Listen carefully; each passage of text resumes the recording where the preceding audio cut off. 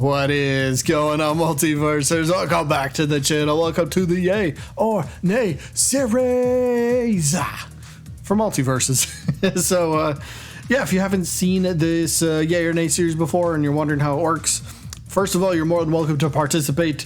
How you participate is down in the comment section. You either say, yay, you want to see the character that we're talking about in the video today.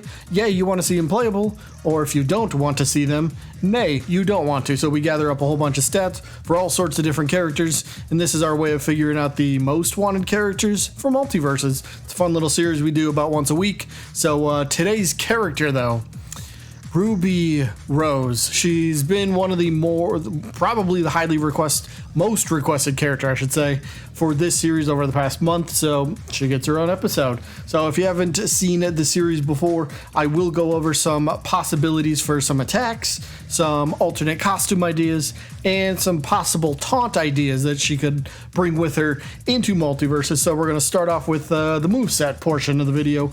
First up, Ruby has a giant scythe weapon that can also become a sniper, so more on that in a second. But first up, the scythe. I mean, the obvious attack here, some sort of slashing motion with it. She can slash it really quickly. She could do it multiple times. She could do like one big slashing motion forward. So yeah, that's the obvious choice for the attack.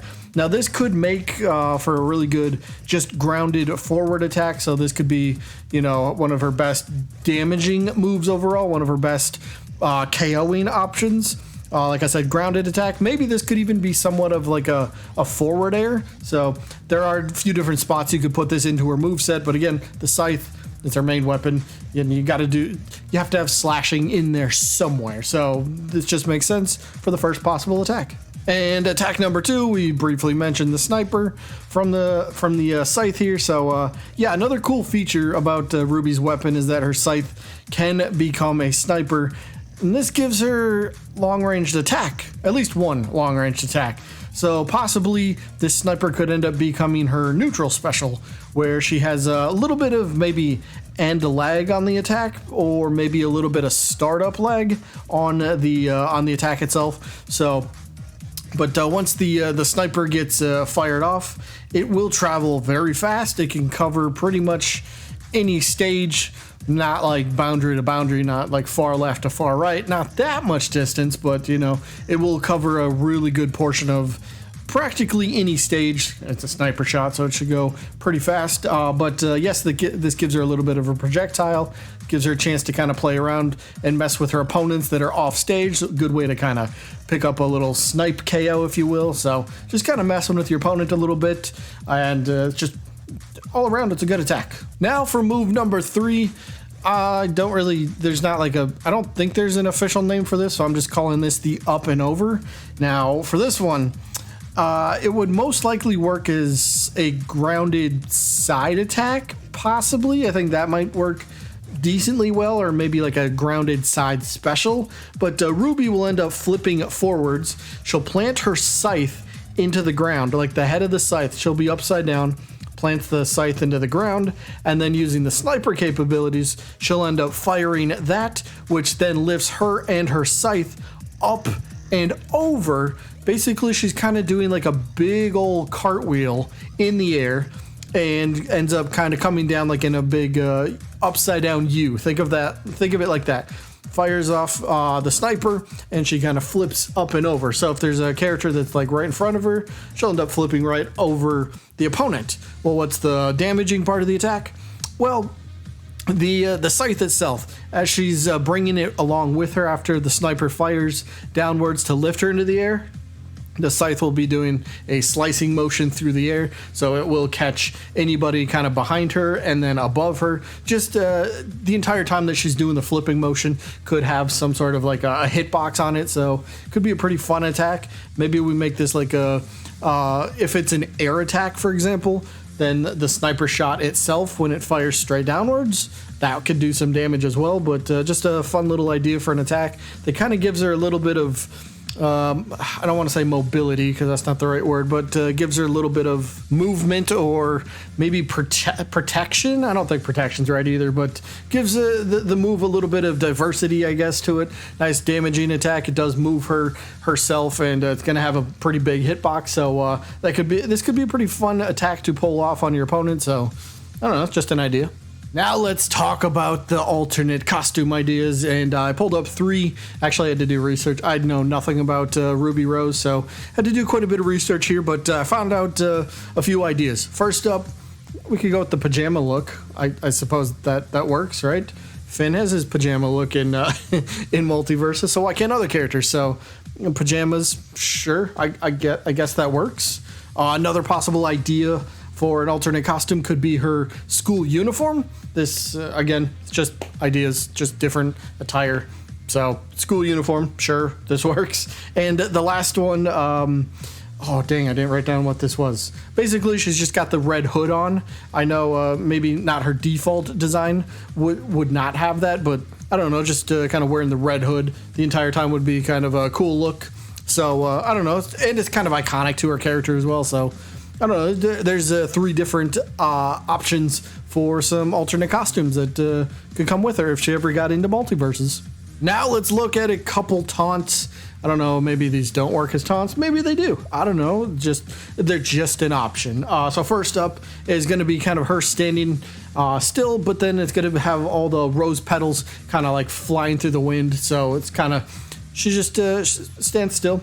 Petals kind of blown in the wind. Nothing too crazy, just something that works with her character, I guess, due to her ability, but that's an idea. And the other one could just kind of be her saying, hi, I guess. That could be another one. So, yeah, just options. Again, I don't really know too much about Ruby Rose, but I tried to do what I could and come up with what I could as well. So hopefully these make sense. Now we're going to end it off with the yay or nay portion. Well, at least my opinion. You guys could vote whenever you feel like it. But for me, I'm going to have to say nay, only because I have like no attachment to the character. Before this, I didn't really know anything about her. I heard the name, but other than hearing the name, I didn't really know too much about her. I would almost give her a yay based on the scythe sniper itself. I love scythes as weapons. That I feel like they're just really amazing, and plus if you can transform a scythe into a sniper as well, that's absolutely amazing. But as for the character, I guess I just don't have any personal attachment, so I'm going to say nay for now, but I'd be open to changing my vote on this one if I decide to try to learn a little bit more about the character. But as of now, it's going to be a nay from me. So let me know what you guys got down in the comments, obviously, and that brings us to the updated yay or nay stat portion. So here they come. All right, top 6 characters for the Yay or Nay series, 1 through 6. Daffy Duck number 1, Wile E. Coyote number 2, Raven number 3. So top 3 actually did not move placement-wise, so they all remain the same. But we have our first of 3 debuting characters, Yosemite Sam. Check that out. 3 of the top 4 are all Looney Tunes. We had Taz, if anybody remembers. Taz was a part of this series at one point, and he was number 3 at one point. They're in the rankings, like he wasn't outside the top 4 at worst, so he was always top 4. Pretty good. So I guess just anything to take away from Looney Tunes characters, they're always going to do tremendously well. So Yosemite Sam, 77 total votes, 71 yeses, 6 nos. And he starts with a 92.20%, which is pretty good. Then we got Ben 10 in 5th, who slightly rose in percentage-wise this week, which is always good to rise. And Mordecai rounding out the top 6 with 91.89%. Unfortunately, he fell, although it was only 0.02, so nothing terrible, but he did fall a little bit. That means we're now on to the next group of 6, which is 7 through 12. We got The Mask in 7th, Samurai Jack in 8th, The Animaniacs in 9th, Fred Flintstone in 10th, Grimm in 11th, and Johnny Bravo in 12th. So can we just focus on The Mask here for a second? We have 36 total characters so far. The Mask is the 7th highest percentage-wise wanted character. I think that speaks. Is this like a really low-key kind of really slept-on kind of character here? Like this is This is kind of nuts. The mask is this high up. Like, this is pretty cool. This is pretty cool. But yeah, percentage-wise, most of them, I think, well, I guess only 2 of them ended up rising. The big dropper of the week, though, one of the big droppers, Johnny Bravo. I think last week he was actually in like 5th place, or last time we did the stats he was in 5th place, but he dropped 2.95%. He dropped almost 3%, but he's still above 90 for now at 90.27%. But Johnny Bravo, he's going in the wrong direction. Grim, on the other hand, in 11th place, he's doing a lot better. He rose 2.12%, so he's going in the right direction. But there's your top 12 so far. Now we're on to 13 through 18. So we got Godzilla, the Joker, King Kong, Maxwell from Scribblenauts, Emmett from the Lego Movie, and Scorpion from Mortal Kombat. So Godzilla, check this out, 153 total votes. That is the 2nd most total votes out of any character on this list. Only Daffy Duck has more. That's kind of crazy. That's kind of crazy. But yes, 153 total, 137 yeses, 16 nos, and Godzilla's got an 89.54%. He also rose another 2.14%. Godzilla has been doing pretty good. He's been doing pretty good over the past few times that we've done the stats. But let's see. We had I think every character. Yep, every character on this list. They all rose percentage wise. So that's good for everybody. Emmett, Scorpion, Maxwell, King Kong, Joker. They're all going up. So good for them. Now we're on to 19 through 24. Static Shock in 19th. Popeye the Sailor Man in 20th. KO. Okay. KO.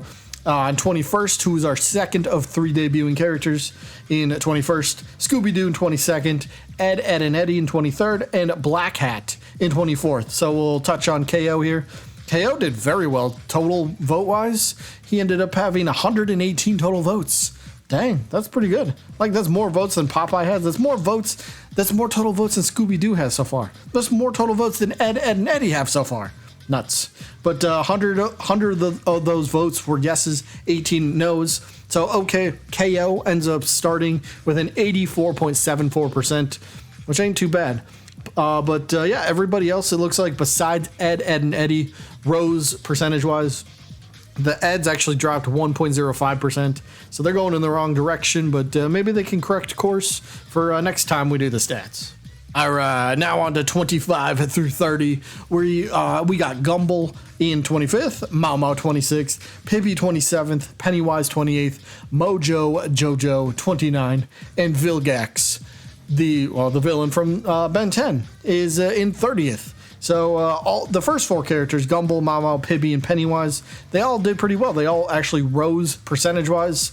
So fantastic for them. 82%, 80%, 76.6, and then 76.1. So they're all doing pretty good. They're all doing good. But then Mojo and Vilgax, they both fell percentage-wise. Mojo, very minuscule drop, 0.04% he fell. But then Vilgax fell 1.56%. So the villain of Ben 10, he's going in the wrong direction. And that brings us to the last 6 characters. We got Yogi Bear in 31st, Sonic the Hedgehog in 32nd, Beavis and Butthead, the 3rd of 3 debuting characters, in 33rd, Walter White from Breaking Bad in 34th, Jotaro 35th, Spinell 36th. So we'll talk about the debuting character of Beavis and Butthead. 77 total votes, 50 yeses, 27 nos, and they start with a 64.93%. I guess that's kind of around where I expect them to be. I don't think their percentage-wise will go up too much. In fact, I'll be honest, I think it'll end up falling. They might end up being one of the more unwanted characters. We'll have to see how that goes. But the biggest riser out of any character this week, Walter White. Yeah, he's in 34th out of 36th, but he's been doing really well lately. So 117 total votes, 75 yeses, 42 nos, and a 64.10% yes to no ratio, and he rose another 5.86%. So when Walter White first debuted for the series, I believe he was actually like lower than 50%. So he's had a pretty big jump. So if he continues this, Walter White's definitely going to get out of the basement of the rankings here, but he's going in the right direction. And that's pretty much going to be it for this week. Hope you guys enjoyed as always. And I guess I'll see ya when I'm looking at you.